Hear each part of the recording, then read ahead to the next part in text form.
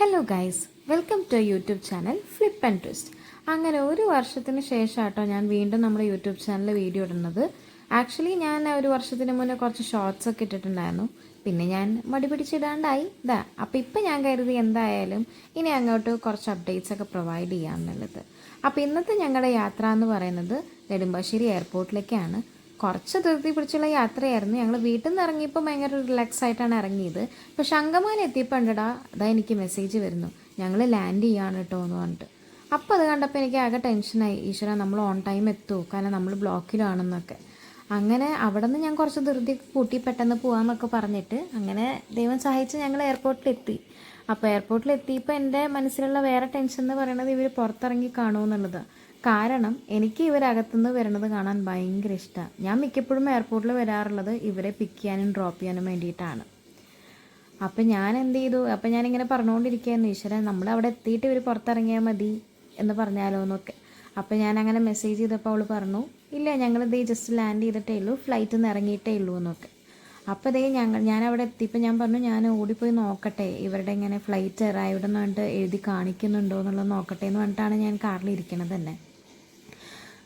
ദൈവം സഹായിച്ചിട്ട് ഞങ്ങളവിടെ എത്തിയപ്പോൾ ഞാൻ അവിടെ എത്തി ക്യാമറ ഓൺ ആക്കിയിരുന്നു നോക്കിയപ്പോൾ അത് സ്ക്രീനിൽ കാണിക്കുന്നു IX412 Sharjah flight just arrived, air India express ആയിരുന്നു. അപ്പോൾ അതാ ഞാൻ ഈ ആകാംക്ഷയോടെ നോക്കിക്കൊണ്ടിരിക്കുന്നത് ഈ ചെക്ക് ഇൻ ബാഗേജിൻ്റെ ഏരിയയിൽ അവരെ കാണുന്നുണ്ടോ എന്നുള്ളതാട്ടോ. ദാ വരുന്നു, അതാണ് എൻ്റെ കക്ഷി. വേറെ ആരുമല്ല, എൻ്റെ ചേച്ചിയും ചേച്ചിയുടെ മോളുമാണ് കേട്ടോ. അവളിത് അവിടെ നിന്ന് എത്തി നോക്കുക, ഞാൻ അവളെ നോക്കുന്നു, മീൻസ് അവളെ എനിക്ക് എന്നെ കാണുന്നുണ്ടോ എന്നുള്ളത്. അവൾ ഇതേമാതിരി എപ്പോൾ പുറത്ത് വരുമ്പോഴും അവളിതുപോലെ നോക്കും ഞാൻ വന്ന് നിൽക്കുന്നുണ്ടോ എന്നുള്ളത്. എന്നെ കണ്ടപ്പോഴേക്കും എന്താ ഓടി വരുന്ന കണ്ടില്ലേ. എല്ലാ തവണ ഇങ്ങനെയാണ് കേട്ടോ. എനിക്ക് ഭയങ്കര പ്രിയപ്പെട്ടതാണ് അവൾ. അവളുടെ പേര് വന്നിട്ട് ഋഷ്വി എന്നാണ്. ഇവൾ ആക്ച്വലി ജനിച്ചത് January 7, 2022 ചേച്ചിയുടെ പ്രസവമൊക്കെ അങ്ങ് ദുബായിലായിരുന്നു. അതുകൊണ്ട് തന്നെ ഇവളെ ഞാനൊരു 3 മാസം കഴിഞ്ഞിട്ട് മാർച്ചിലായപ്പോഴാണ് കാണുന്നത്.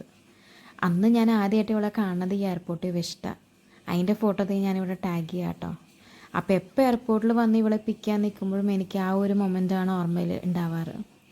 അങ്ങനെ എന്നെ കണ്ട പാടെ ഈ പുള്ളിക്കാരുടെ വിശേഷങ്ങളൊക്കെ പറയാൻ തുടങ്ങി. കറി കയറിയ ഉടനെ അവളിപ്പോൾ അവിടെ ഡേ കെയറിൽ നഴ്സറിയിൽ പോകുന്നുണ്ട്, അങ്ങനെ വേണം പറയാൻ.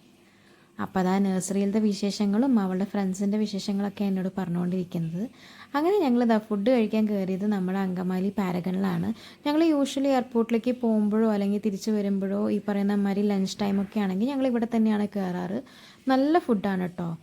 ആസ് യൂഷ്വൽ ഞങ്ങൾ ഓർഡർ ചെയ്തിട്ടുള്ളത് ഇവിടുത്തെ ചിക്കൻ ബിരിയാണി, ഒരു ഫിഷ് കറി മീൽസ്, മോൾക്ക് ഗീ റൈസും പിന്നെ പ്രോൺസ് റോസ്റ്റും ചിക്കൻ കറിയൊക്കെയാണ്. നല്ല ഫുഡായിരുന്നു, പറയാതിരിക്കാൻ വയ്യ.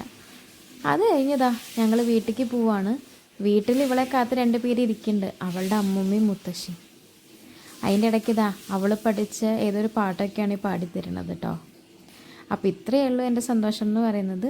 മറ്റൊരു വീഡിയോ ആയിട്ട് പിന്നെ കാണാം. അതുവരേക്കും ബൈ. പിന്നൊരു കാര്യം മറക്കണ്ട, ആദ്യമായിട്ടാണ് നമ്മുടെ യൂട്യൂബ് ചാനൽ കാണുന്നതെന്നുണ്ടെങ്കിൽ സബ്സ്ക്രൈബ് ചെയ്യാൻ മറക്കരുത്.